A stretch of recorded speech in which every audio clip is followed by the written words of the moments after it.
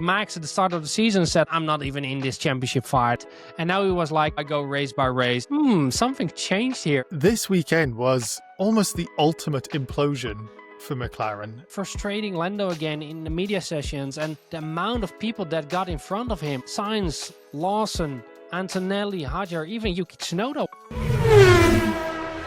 Well done, Baku. You've done it again. What a weekend in Formula One. Qualifying, record-breaking, 6 red flags, and a race that has turned the championship not necessarily upside down, but a little bit more open than it was.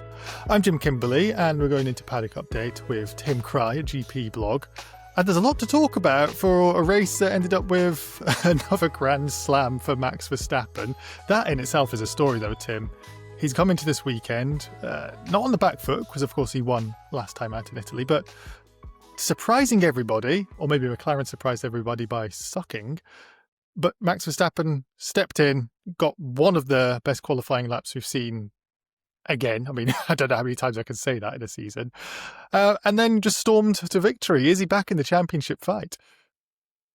Yeah, that's a tough question. I think if you look at it from a objective standpoint, you can't say he's back in the title fight because it's still 69 points to Oscar Piastri with 7 races to go. Yes, there are still a lot of points on the table. I believe 199. But even then, you say that is too big of a gap to close in 7 races. But yeah, Max is closing that gap. McLaren is making mistakes left, right, and center at the moment. Losing points, and especially this weekend they dropped a massive amount of points, and the gap to Lando, I think that surprised me most, was 44 points now between him and Max in the championship standings. And I think that says everything about the season the McLaren guys are having with the competitive car they got, the dominant car that they've got, that they're not being able to already clinch the driver championship between the two of them.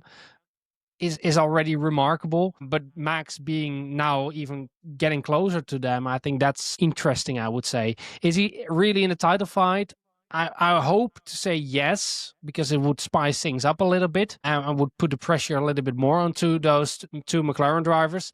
But realistic, I don't think it's possible for him to fight the world title. But if you listen to everyone within Red Bull after the race, even there they have now a small bit of hope. There is not like Max at the start of the season said, like, I'm not even in this championship fight. I'm only part of it, and I do some races, but that's it. And now he was like, I go race by race, and we see where he goes and stuff like that. And I was like, something changed here. Even he must see now that there is some room to maybe close even more into them.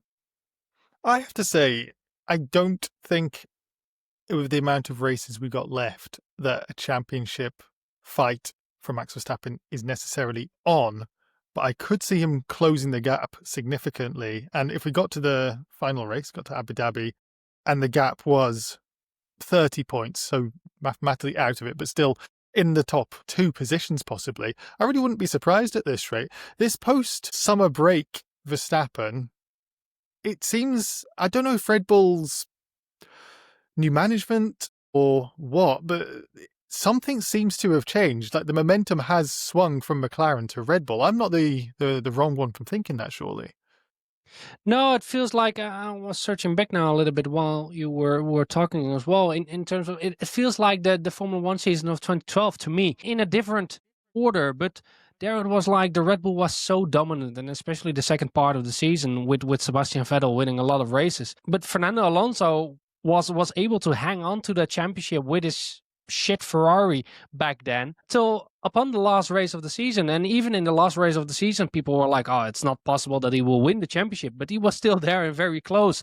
In the end, 3 points away from winning that world championship that season with his teammate on P7 in the championship on less than half of the points he did. And it feels a little bit similar to this season, where Max is so much better than his teammates, getting so much more out of their car. And then if you look to the McLaren drivers who seem to have a far more better car, but are not able to really get away from Max, because Max is just performing week after week. And yeah, those guys are not. And we've been talking about Lando bottling it at some stages, and we come back onto that a little bit later. But this weekend, it was the weekend where Oscar threw a lot away. He got a lot of advantage over not the Monza weekend, but of course the Zandvoort weekend, and the weekends where Lando threw a lot of points away.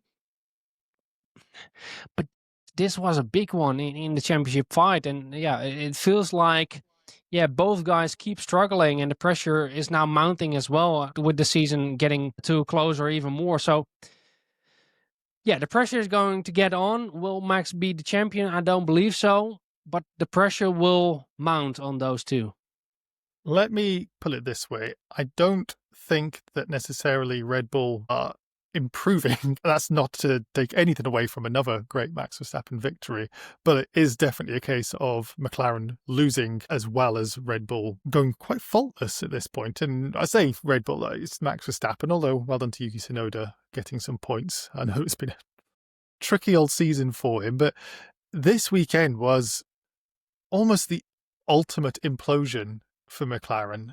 It just seemed to go wrong all the way through it. The amounts of times they hit the walls in free practice, I lost count. Lando and Oscar finding the barriers over the weekend. And this was meant to be the weekend, Tim, that McLaren could clinch the Constructors' Championship. And when we spoke on Thursday, I thought it's almost certain 1-3 is all they needed.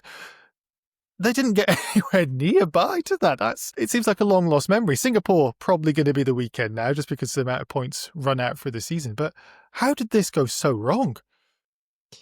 Yeah, it felt like one of those weekends where just everything goes wrong in a season where they're so dominant. There's that one weekend where everything goes wrong. It felt a little bit like the Singapore weekend for Red Bull Racing 2 years ago in their dominant season. It felt a little bit the same. Everything went against them, but not purely on the car performance only, maybe a bit if you looked at Lando today, but also just on the errors of the drivers. And yeah, a lot of them, like the crash from Lando in free practice. Oscar had his moments in free practice, of course. Then we had the qualification where Oscar hit the wall in Q3. Then we had the race where they were both a little bit sketchy. And Oscar, of course, doing everything wrong in that first lap. And I think, his reaction afterwards said it all. And I asked a colleague of mine, and he said, like, I'm not even sure if Oscar was there this weekend. Like, it didn't feel like the Oscar that we knew. Like, he's so stone cold normally. He's the Kimi-like person that doesn't seem to be affected by pressure. But this weekend was something different, and he made all the mistakes he could make this weekend with the crash in FP in free practice, the qualification, then the false start, anti-stalling it, and then crashing on a place where, to be honest, no one crashes ever on that place, especially not in a race. So it was just a snowball that kept on growing bigger, and he couldn't stop it. And very rare to see him make this many mistakes. And he said it himself that he found it rare that he made so many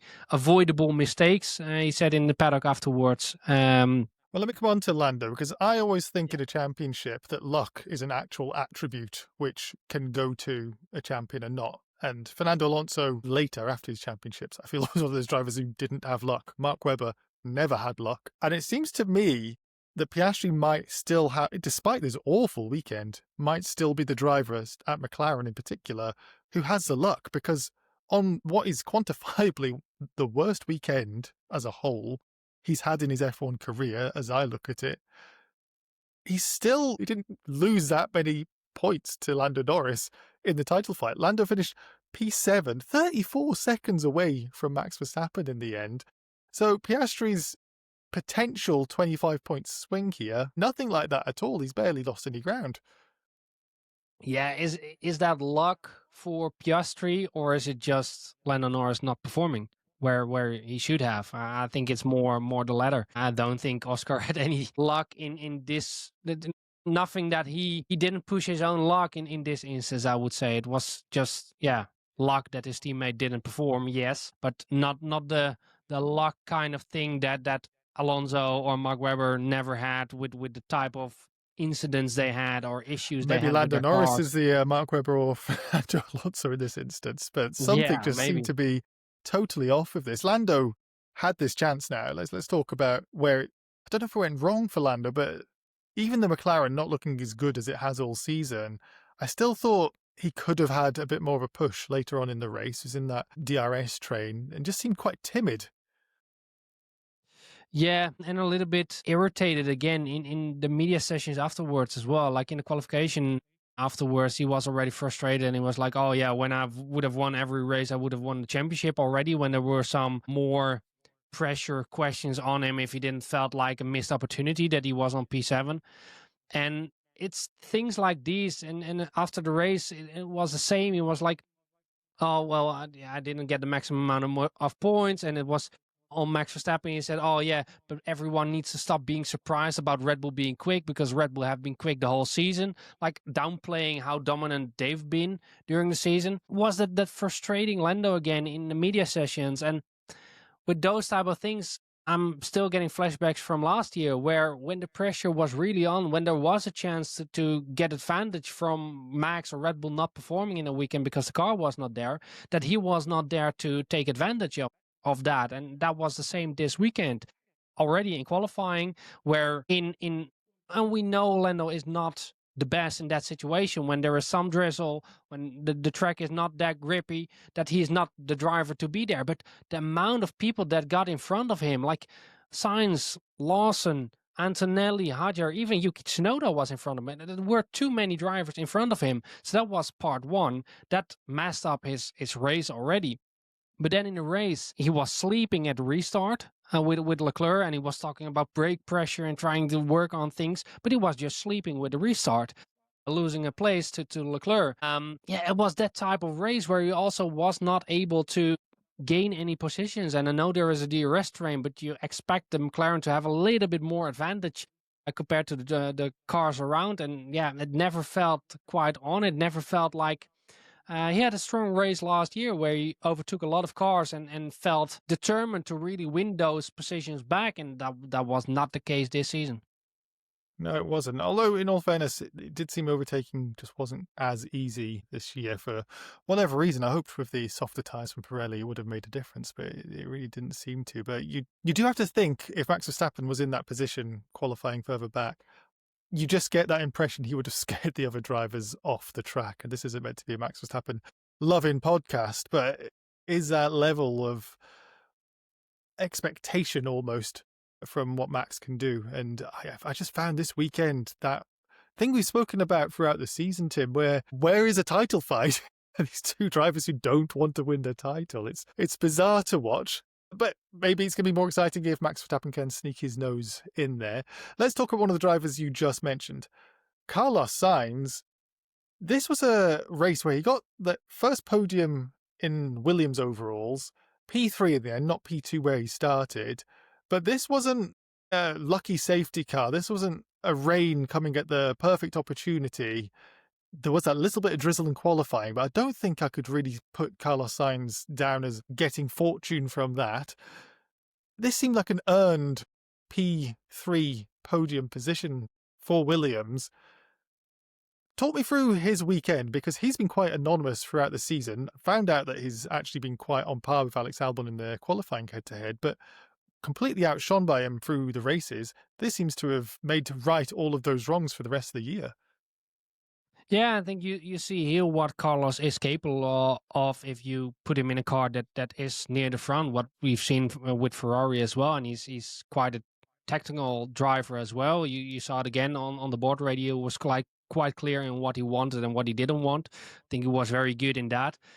The qualifying, he did benefit a little bit from the drizzle, of course. He said that early lap in the dry, along with Lawson, for example, which bumped him up a little bit more in the session.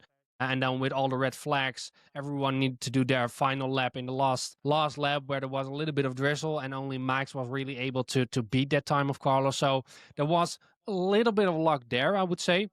But if you looked at the race, I would have expected him to be under a lot more pressure than he eventually was. Only George was really able to put pressure on him, but only by an undercut or overcut, I have to say, and not by just overtaking him on track. And the other Mercedes driver, Antonelli, was not able to get near to Sainz, or not near enough at least. And all the others, like, yeah, everyone was backed off behind Lawson, but even their pace didn't seem to be that much better than the pace of Sainz. So I think it was all merit that they got the podium, and I think it was a very, very strong drive from Carlos Sainz over the whole weekend. I think he said it in a press conference as well.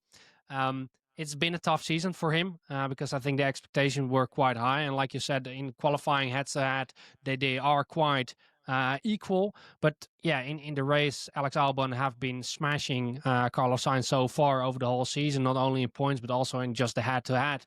He's been far better than Carlos Sainz. But yeah, this is the race where, yeah, he made everything go with him again. With 15 points, he closed that gap up again. He scores the first podium for Williams since 2021, so that's a big achievement for the Williams team. And I think this is the thing where Williams hired him for, and I think they will be very pleased to have him in the team again. I think there will be too. And I was quite surprised, pleasantly surprised, because he genuinely does seem like a nice guy in any of the media and press things that happens. But Alex Albon seemed to be happy for his teammate and made the unusual gesture of going below the podium to watch his garage mate go and take a podium. And why I think I was most surprised about it is he's been there for years and has got to go through the hard times with Williams. Carlos has kind of turned up, not necessarily last minute, but when they've got on the peak of their upswing, and has got this first podium, and it wasn't Alex who got it, but he genuinely did look delighted, Albon, for Williams as a team and Carlos to get that podium. It's a sign of harmony in the team, or do you think that Alex Albon's thinking, this is great because that'll be me soon? Yeah, I think it's that last part, but I think Alex is also just a genuinely nice guy, and a smart guy as well, who's will understand that this is part of the game as well. We've seen it before, like with Daniel Ricciardo getting that podium for. Or that win for McLaren, before Lando Norris in Monza, or Latifi scoring earlier points than Russell for Williams, for example, earlier on. So I think, this is part of F1, and you can beat your teammate for almost a whole season. But if he beats you that one race where all the stars are aligned, yeah, he can win or he can get a podium. So I think that's part of F1 as well. I know he has a very strong position within the team. I think he knows the team is moving in the right direction. I think the podium is a good example of that again. I think that's why he's genuinely very happy with the result. I think he's been having a very good season. This was not his best weekend, but I think he'll see what's possible with the car and with this team moving forward.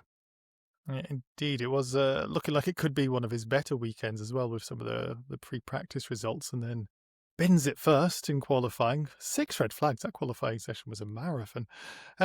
We talk about the harmony at Williams. Let's go to their old rival, Ferrari, where a harmonious team doesn't seem to be necessarily the case from some of the comments made about team orders that came out of this Baku race, with Charles Leclerc and Lewis Hamilton having to swap positions. This is quite the opposite of what we saw in Monza with McLaren. What can you tell us?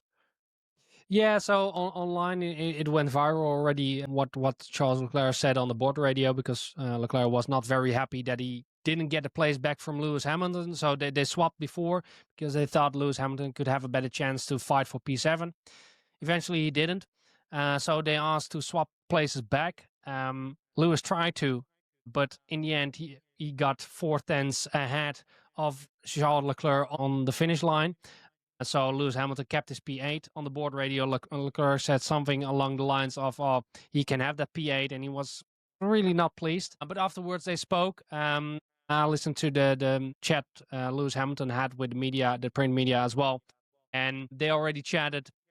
Lewis Hamilton already accepted the apologies from Charles Leclerc, or the other way around, of course. Lewis tried first of all to get that P7 with the slipstream on the straight, didn't get it, so he decided to brake. but misjudged the point where the finish line was, which meant that he still ended up tenths in front of Charles Leclerc. I think in the end it was for a P8. I think both drivers were altogether not very happy with the places where they finished anyway. So one place didn't really matter. So it felt like something brewing again at Ferrari, but it was already quickly dissolved. Yeah, quickly dissolved like any hopes people might have had after their fantastic Friday that somehow went all this way back. It's almost like the opposite of Red Bull, who always have to have a slow start and then end up winding up and claiming a victory out of a P on an FP1. But Ferrari, yeah, a team in decline over a weekend. Awful weekend for them. But they've got a week off. Everybody has a week off because we're going to Singapore next as the move away from Europe actually gathers full steam, going off to Asia for the first of these flyaway races that's going to conclude this season. Another street race, and like you said earlier, actually, Tim, get a quick prediction from you, a little bit put you on the spot, but this was a race that seems to have swung here, there, and everywhere the last few years. It's the one where Red Bull really struggled with a couple of years ago, and then we've had a situation with Lando getting back and Russell in the wall and that same race in 23. What are your expectations from this year? Is this going to be McLaren's crowning glory, taking the Constructors' Championship with a fantastic 1-2 finish to shut us media up, saying that they were out of order in this awful Baku race? Should be. Yeah, normally it should be. If you look at all the low speed circuits that we've had so far, and the last one we had in Hungary and a little bit in Zandvoort as well, they've just crushed the opposition. And that's something that you hear from all the other competitors this weekend as well. There is some hope with Red Bull that since the 4 update that they brought in Monza, that they maybe could be better than they were in Hungary. But still, the gap to McLaren was quite big. They're quite good in those type of circumstances. So it would surprise me a lot if McLaren doesn't win in Singapore. And if they don't, if they win, they of course get the championship sorted out. The Constructors' Championship, that is sorted out as well. So normally that is that. Hopefully Max can be closer than he was at Zandvoort or Monza Hungary. But let's see. I think the McLaren has the edge in that circuit. Well, we'll find out soon enough. Got a couple of weeks before the Singapore Grand Prix. Thank you, Tim, for everything you brought to us over this weekend in Azerbaijan. It has been a well-done Baku situation all over again. And thank you, everybody, for watching. Please like, comment and subscribe. Paddock Update is enjoying all of the comments that we've been getting and all the subscriptions. So if you're enjoying what we do, please tell a friend, and we'd love to hear from you. And we'll see you again for Singapore.